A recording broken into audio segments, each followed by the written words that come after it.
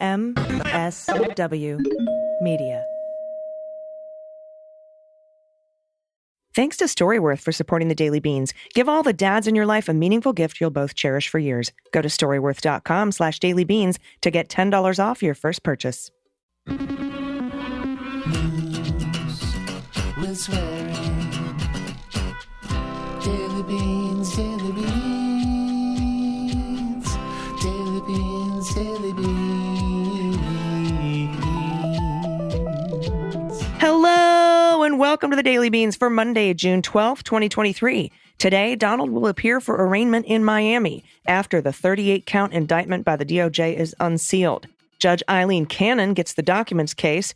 A federal judge clears the way for disciplinary proceedings against Trump ally Jeffrey Clark. George Santos has filed his appeal to keep the names of the people who paid his bail a secret. The Department of Justice is investigating a Republican-led effort to infiltrate the DNC ahead of the 2020 election. And Chief Judge James Boasberg has unsealed the proceedings related to Pence's effort to quash the special counsel subpoena for his testimony. I'm your host, Allison Gill. Hi, everybody. Happy Monday. I'm back from D.C.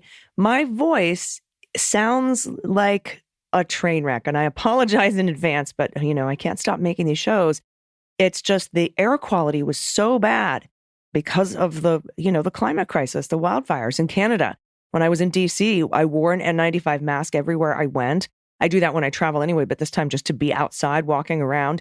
So I do want to just apologize really quickly for the quality of my voice. It also happened on that second bonus episode of the Jack podcast it's out now. It came out yesterday. We had 2 episodes come out yesterday because the first one was recorded before the indictment was unsealed, and we didn't think it was going to be unsealed until Tuesday at the arraignment, but it was. And so Andy and I got back on and recorded an episode where we went over the indictment after it was unsealed. And again, my voice was just battered up in the Eastern Seaboard this last trip. So again, I'm going to do my best to sound smooth jazz for you. But if, I just wanted to let you know what's going on with my voice. Dana is out. She's still out. She's traveling today. She will be back. I miss her always. I miss you, Dana, if you're listening. If you're listening, I miss you. Get back home. All right. We have a lot of news to get to over the weekend besides the indictment that dropped. So I was very happy to be able to announce those federal charges on the 1000th episode of the Daily Beans. And I didn't realize it was the 1000th episode, which is the one that came out on Friday, until after I recorded it. So we're kind of celebrating it today. But that was a pretty monumental milestone, 1,000 episodes. We've been going for 200 weeks. This is week 201. And it just so happened on that 1000th episode, I was able to announce federal charges from the Department of Justice against Donald Trump. Let's get into it. Let's hit the hot notes. Hot notes. All right. The former president will appear for his second arraignment this Tuesday, 3 p.m., Miami. This time for federal charges that were unsealed this past Friday. The 38-count indictment lays out the charges against Donald Trump and his valet, Walt Nauta, and it includes 31 counts under the Espionage Act, Title 18, Section 793E, and that's retention of national defense information. There's no dissemination charge here. That doesn't mean that this indictment couldn't in the future be superseded with dissemination, but it's not in here. It's just 793E retention, or mishandling of national defense information. And it doesn't matter if the documents are classified because the Espionage Act was written before our classification system was in place. Just national defense information. So the declassification defense is a red herring, which are the words that the 11th Circuit used to the Trump-appointed judges, by the way, on the very conservative 11th Circuit. There's also multiple counts of obstruction of justice and 2 false statements charges. Now, Andy and I break these down in detail, like I said, on that bonus episode of the Jack podcast that came out yesterday. There's 2 episodes. One leads up to and includes the announcement of the indictments, and the other one is going over the indictment itself. But I did want to go over some sentencing considerations here on this show. Lots of people seem to be stacking the 31 counts under the Espionage Act at 10 years apiece and saying that Donald could face up to 400 years maximum in prison. But according to Brandon Van Grack on Twitter, who worked on a Mueller investigation, has a lot of experience with sensitive document prosecutions, ended up leading the new FARA unit once it was, created at the Department of Justice. he's not there now, but that he was the first person to lead the new FARA unit after the Mueller probe. Those 31 counts, he says, will likely be grouped together, meaning he would likely face a 10-year max for all 31 counts together, 10 years. There will probably be a motion for upward consideration because of the sheer number of documents, because, Brandon Van Grack and many others have said, wow, it's usually 2-3 handful of documents that they prosecute people on. There are 31 documents in this case, and they have very high level of classification. So there'll probably be a motion for upward consideration in sentencing if he's convicted. We won't know until and unless he's convicted by a jury unanimously in West Palm Beach. And that's because of the number and the sensitivity of the documents. But I don't think they'll stack on top of each other. The obstruction charges will also likely be grouped together. Those carry a 20-year maximum. So you get 10 years for all 31 of the Espionage Act violations, 20 for all the obstruction, and another 5 for the false statements charge. So he's likely looking at a 35-year maximum. That's the maximum. And he won't be anywhere near the maximum. Believe it or not, he is not at this point a convicted felon. And I don't think the state charges, if he's convicted in New York or Atlanta, are going to hit before this is done, if that makes any sense. I think this will go much faster. It also depends on a couple of things. But I also want to temper some expectations about the arraignment, which will be handled by Magistrate Judge Goodman. That's breaking news today on NBC on Sunday, that it's not going to be Judge Reinhardt or Eileen Cannon that handles the arraignment, but Judge Goodman. And Trump is most certainly going to be granted bail. Okay, he will not have his mugshot released. There will be one taken, and he will be fingerprinted, but he will not be handcuffed. Secret Service detail will just be escorting him. And he won't be sitting in a jail cell for 4 to 5 hours while waiting for his arraignment. I know some people have been saying that. That's just not the case. We've got a statement out from the Secret Service. They're going to walk him in, walk him out, no cuffs. The judge will almost definitely not issue any kind of gag order. This is what happened in New York, right? Remember the judge in New York? No gag order, just very strong, warnings about don't talk about this case publicly, etc. But generally don't get one right out of the gate. And because there weren't any dissemination of classified material charges, he's not really a threat to the public, at least from what's in the four corners of this particular indictment. This indictment seems to go real hard on just mishandling and retaining the classified documents and obstructing their return. That is what this indictment focuses on. It's very open and shut, even though there's a lot of counts here and a lot of highly sensitive classified documents, but there's not going to be a gag order. There's not going to be remand. He will be out on bail. And they don't want to, because of the First Amendment rights for somebody running for president, they just aren't going to issue a gag order. It's going to look a lot like New York did, the arraignment in New York. Now, Judge Eileen Cannon, the Trump sycophant judge who appointed a special master in this case at the end of last year and made a series of rulings so absolutely incorrect and ridiculous that Trump-appointed judges on the very conservative 11th Circuit overturned her rulings twice. She was assigned this case randomly, though the odds were considerably in her favor. As explained by the clerk from the court in West Palm Beach, of the 10 judges there, 3 are senior status judges and only hear a certain number of cases per year, and they've all reached that number. So they're out of the mix. Of the remaining 7, 1 is only hearing cases out of Miami, so he's out of the mix. That takes that judge's name out of the hat. Of the 6 remaining, Middlebrooks, who is the judge that slapped Trump and Alina Habba with $1 million in sanctions for his frivolous lawsuit against Hillary Clinton and 30 other people. For Middlebrooks, that judge takes half of his cases from Miami, which lowers his chances of getting the case in West Palm Beach. And Judge Eileen Cannon takes half of hers from West Palm Beach, which raises her chances of getting the case. What I don't know, and what I hope somebody finds out, is why Middlebrooks takes half his cases from Miami and why Cannon takes half her cases from West Palm Beach, where Donald Trump lives. Who set that up? Why is that the rule? So she's the judge. And short of her recusing, she will likely be the judge that hears this case. But it's important to note, last year in the special master case, she did not read the search warrant affidavit, which allowed her some plausible deniability when she made her ridiculous rulings. In this case, she will be read in on every single detail and document and everything. She will not be able to hide her head in the sand on this one. The Department of Justice could file a motion for her to recuse, but my gut feeling tells me that probably won't happen. Jack Smith seems to want to get this done fast and might forego that motion in the interest of a speedy trial. But Cannon could muck up the works with bad rulings on pretrial motions, including motions in limine, which are the motions that Trump's lawyers puts in to say, we don't think this evidence should be allowed in. And they'll say that they don't think the tape should be allowed in. They'll say they don't think the documents should be allowed. They'll make an argument that every major piece of evidence shouldn't be allowed in. And she could make a wacky ruling on that. And those decisions, if ridiculous and incorrect, could prompt an appeal from the Department of Justice, which would delay the proceedings. As with all things special counsel, Andy McCabe and I will follow her rulings and report them to you closely on the Jack podcast, along with our special, sometimes appropriate profane commentary.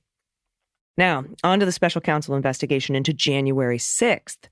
Remember when Pence was subpoenaed by Jack Smith, and he filed a motion to quash the entire subpoena because he said that his role on January 6th made him a legislator, and he shouldn't have to testify at all because of the speech or debate clause.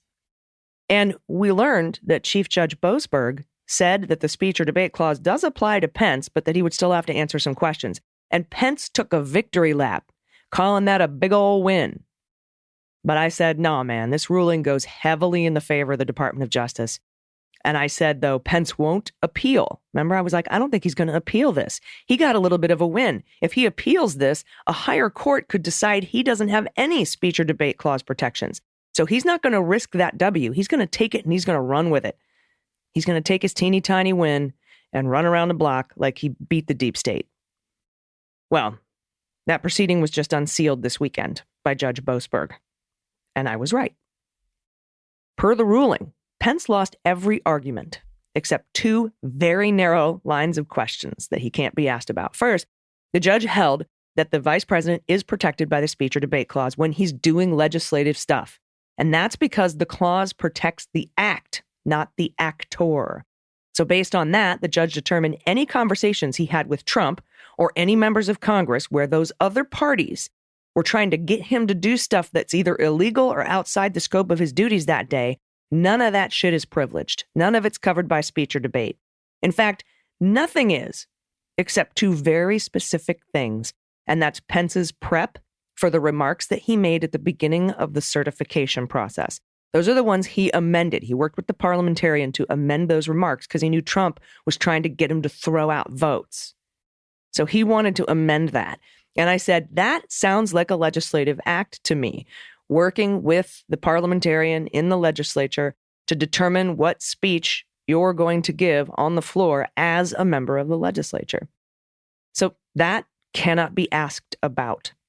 And a memo written for Pence by one of his lawyers, Greg Jacob maybe, that outlined the limits of his duties that day. Because you remember, he went to Dan Quayle and was like, can I overthrow this? No.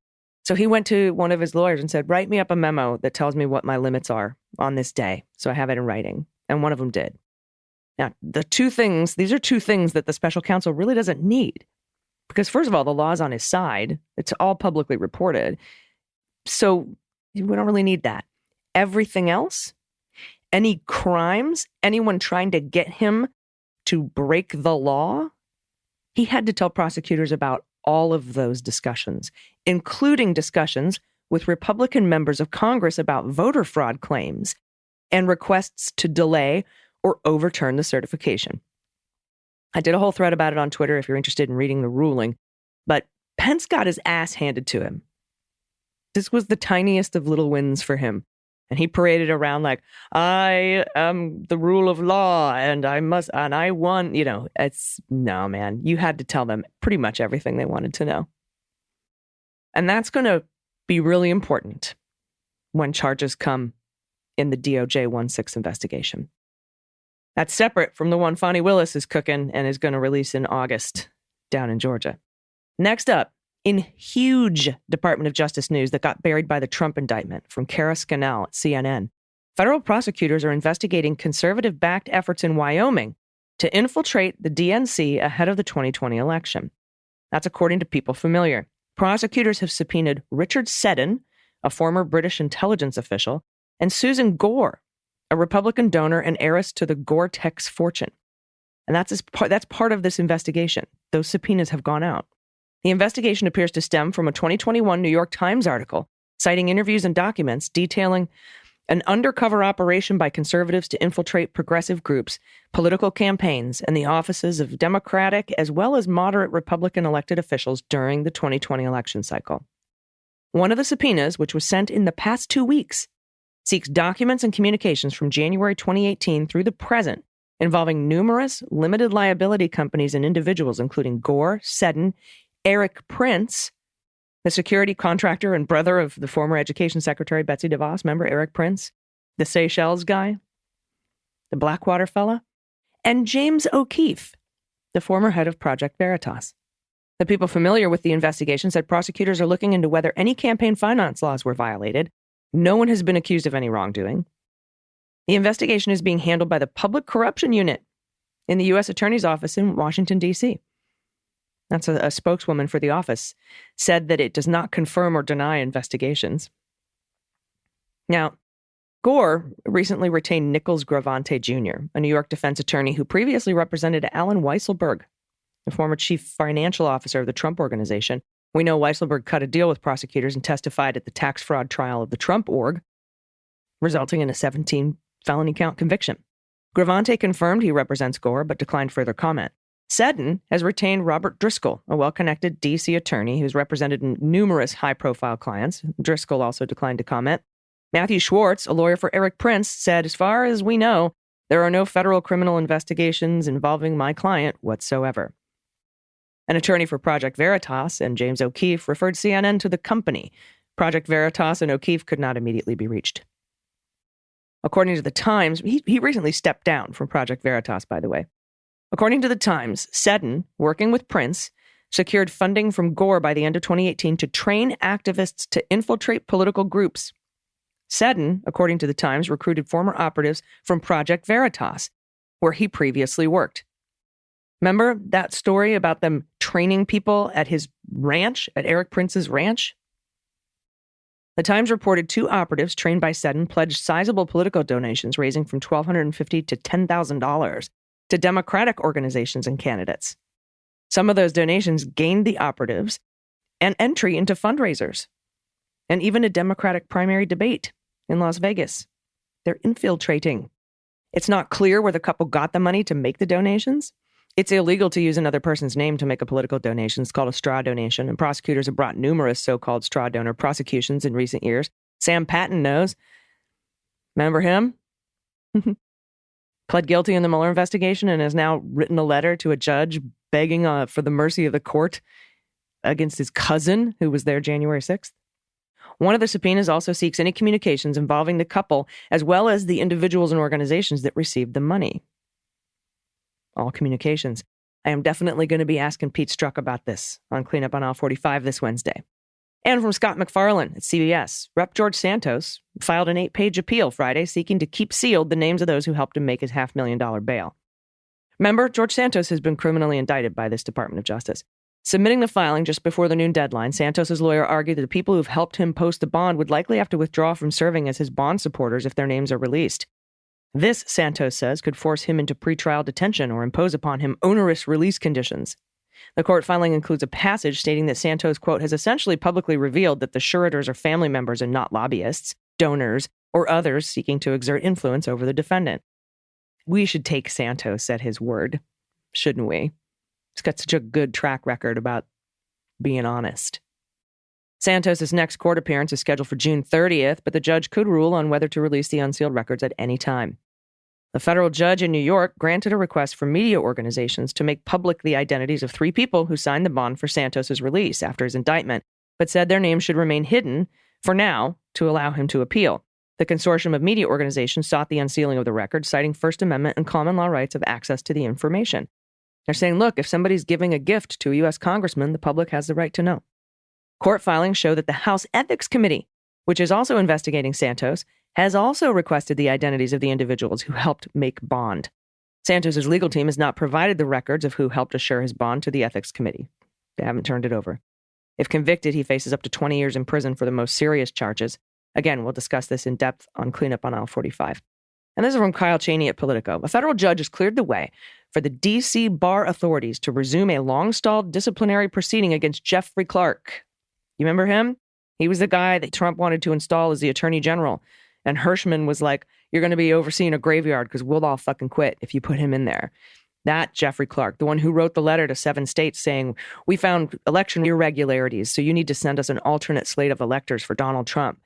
That guy.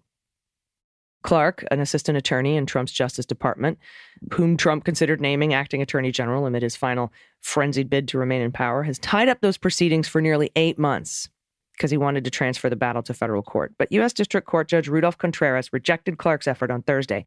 He issued a 36-page opinion concluding that the federal courts have no jurisdiction over disciplinary proceedings meant to be managed by the D.C. bar and local courts.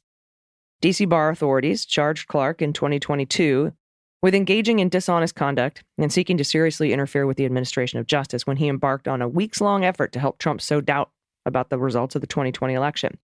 In the weeks before Trump left office, Clark, then acting head of the Justice Department's Civil Division, spearheaded the drafting of that letter urging state governments, as I said, in states won by Biden to reconvene their legislatures and revisit the results of their elections. And Clark continued pressing to issue the letter, and with the help of Rep. Scott Perry, who's had his phone seized by Merrick Garland a long time ago, caught the attention of Trump, who was prepared to make Clark the acting attorney general, until a mass resignation threat. As I said, Clark's involvement in the episode has drawn intense scrutiny from federal prosecutors who raided his home a year ago. Remember, he was out there in his underwear? And the January 6th Select Committee, which highlighted Clark's role in Trump's bid to subvert the election. In his legal filings, Clark contended the D.C. bar proceedings, which could result in his suspension or disbarment, are improper to bring against someone who worked as an attorney in the federal government. The District of Columbia, Clark contended, was specifically exempt from federal laws granting states the authority over bar discipline. But Contreras sharply rejected Clark's assessment of the history of these laws. Quote, to accept Mr. Clark's position would be to subscribe to the absurd proposition that Congress chose to make these officials subject to jurisdictional rules of professional conduct everywhere except where they work. That D.C. is home to, by far, the most government lawyers in the country only compounds this absurdity. It's so absurd, Jeffrey Clark. Contreras' ruling could kickstart a proceeding that has been used against other officials connected to Trump's bid to stay in power. D.C. bar authorities temporarily suspended Giuliani's law license after 2 weeks of proceedings and are due to make a final determination on his potential disbarment imminently. Now, I know how you feel about the word imminently, but that's what it says. California bar authorities are prepping to try John Eastman, architect of Trump's bid to derail the transfer of power, in the next few weeks. So we've got a lot of these lawyers coming up for disbarment. But Clark has so far successfully stymied D.C.'s bar investigators' bid, filing suit in October. In his ruling, Contreras noted that the federal law itself, which was amended in '98, was rooted, in part, in Democrats' concerns about the conduct of then-independent counsel Ken Starr and his investigation of Bill Clinton. Quote, this context, including broad upset among President Clinton's supporters over a perception of prosecutorial overreach, affected Congress's consideration. He noted that Congress added the independent counsel to the jurisdiction of the D.C. bar authorities, which Contreras said underscored the fact that Congress intended those provisions to apply to lawyers working for the federal government. That was the whole point, bro. But Clark, in his filings, also argued that D.C. bar proceedings have features of both civil and criminal proceedings that can be legally redirected to federal court, but Contreras rejected that view as well, saying bar discipline proceedings are neither civil nor criminal and therefore not subject to the laws that provide for transferring cases out of the state. It's just a ridiculous filing, and Contreras just shot it down, the entire thing. So that's going forward. We'll keep an eye on that. We'll keep an eye on Rudy's findings, and we'll keep an eye on what's going on over here with Eastman in California. All seem pretty imminent. All right, we have a lot of good news that was sent in. If you have good news, you want to send it to us by going to dailybeanspod.com and clicking on contact, and we will read the good news right after this quick break. Stick around. After these messages, we'll be right back. Hey, everybody, it's AG. As you know, I love a good story, especially when it comes from my uncle, Uncle Elmer. One day he told me a story I'd never heard before. It made me wonder how many other stories had I been missing out on. But luckily, I was introduced to StoryWorth. StoryWorth is offering $10 off your first purchase at storyworth.com/dailybeans. StoryWorth is an online service that helps you and your loved ones connect through sharing stories and memories, and then it preserves them for years to come in a beautiful book. Every week, StoryWorth emails your loved one a thought-provoking question of your choice from a vast pool of possible options, or you can create your own. Each unique prompt asks questions you might have never thought of, like what matters to you most in life, or what's your favorite vacation, or who are your favorite musicians, what's your favorite childhood memory. I've really enjoyed reading my uncle's responses to these questions. I've discovered stories and memories I never heard about and learned new things about stories I thought I already knew. By the way, he's my surrogate dad since, I haven't had my dad with me in a while. So I love these stories from Uncle Elmer. StoryWorth helped me learn that when Uncle Elmer was much younger, he used to play the guitar. He was in a band. It was like learning about a side of him I'd never seen before. It made us feel closer. And after 1 year, StoryWorth compiles all those questions and stories, including photos, into a beautiful keepsake book that you can share with your family for generations.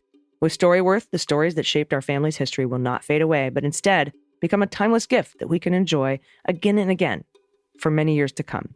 So give all the fathers in your life a meaningful gift that you can both cherish for years to come. StoryWorth. Right now, for a limited time, you can save $10 on your first purchase when you go to storyworth.com/dailybeans. That's StoryWorth.com/dailybeans to save $10 on your first purchase. Everybody, welcome back. It's time for the good news. Who likes good news, everyone? Then good news, everyone.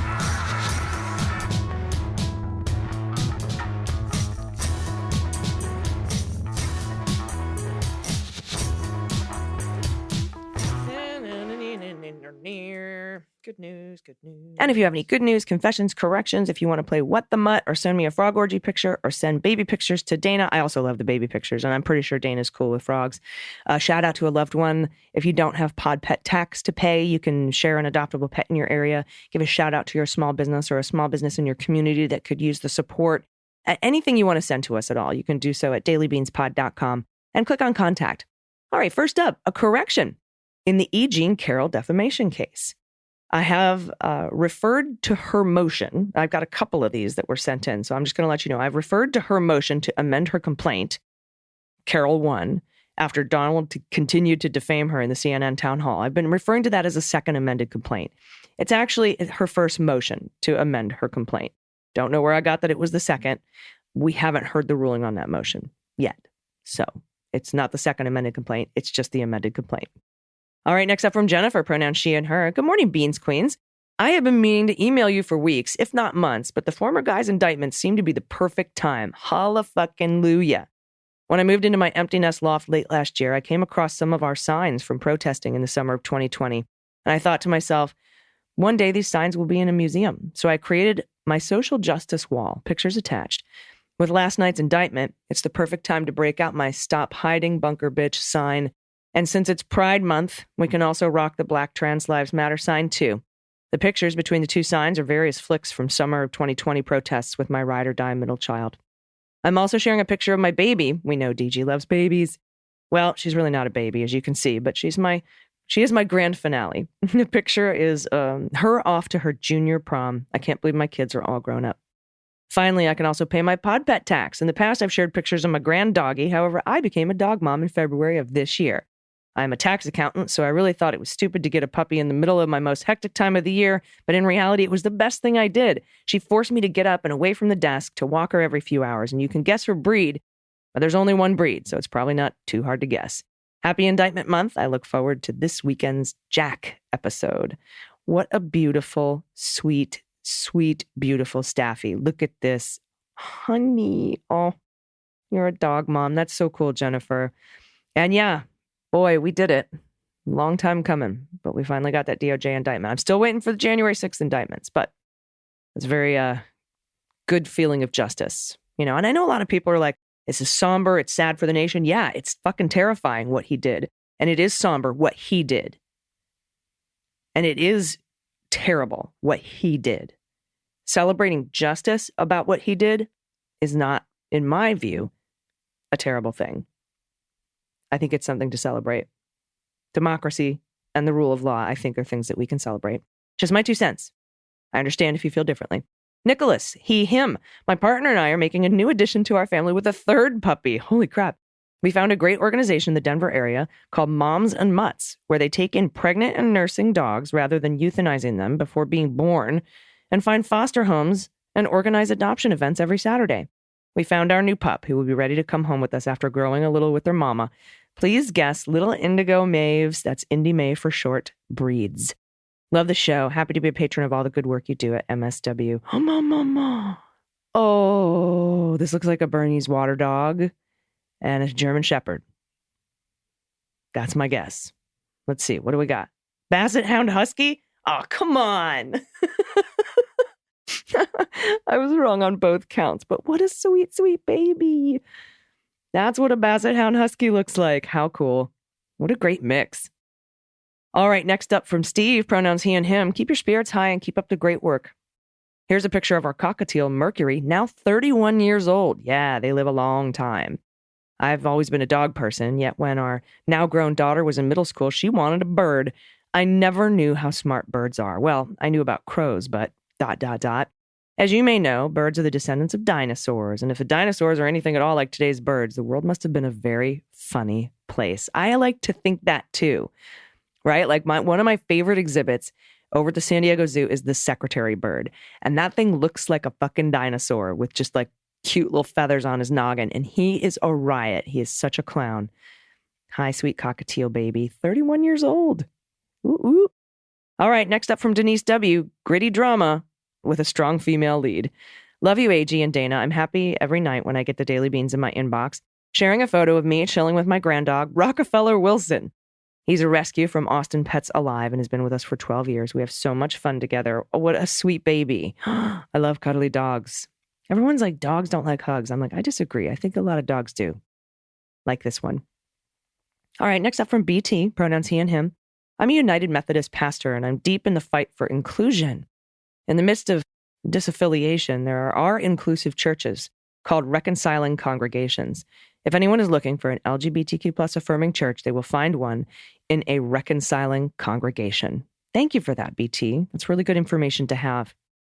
Next up, Grumpy Boomer Randy, pronouns he and him. Sounds like a Saturday Night Live character. Now it's time for Grumpy Boomer Randy. All right, thanks both very much for your podcast. Current information, nicely packaged in a way that doesn't lead to anxiety and rage, is appreciated. Thank you. That's the whole point. Thank you, Randy. Love that, and I'll live longer.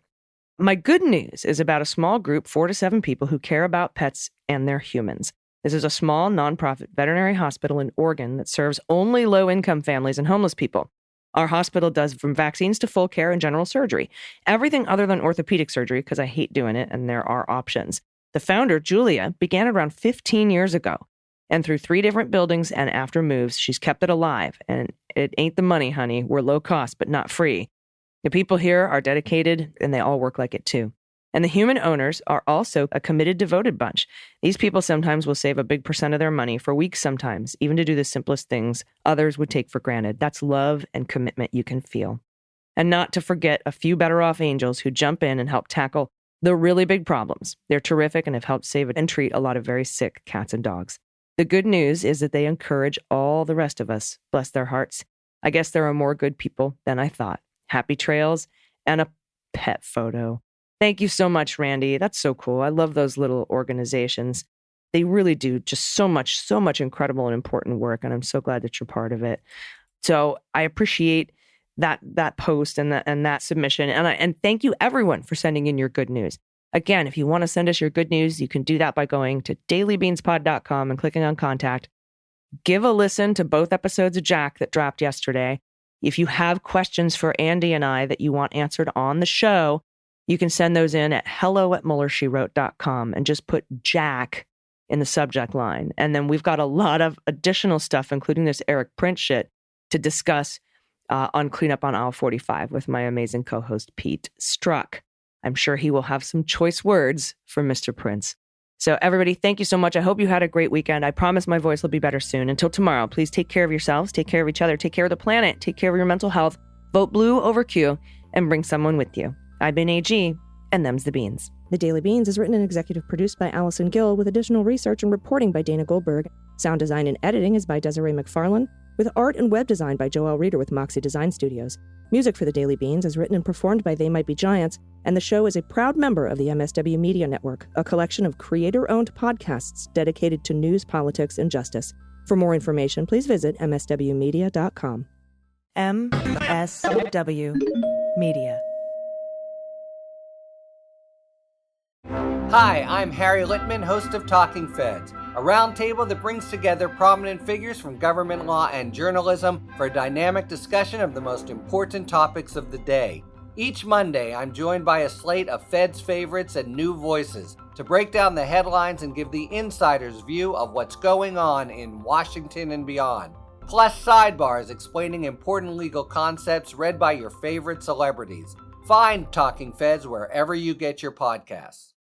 You can start your day off right when you find a professional on Angie to get your plumbing right first. Connect with skilled professionals to get all your home projects done well. Visit Angie.com. You can do this when you Angie that.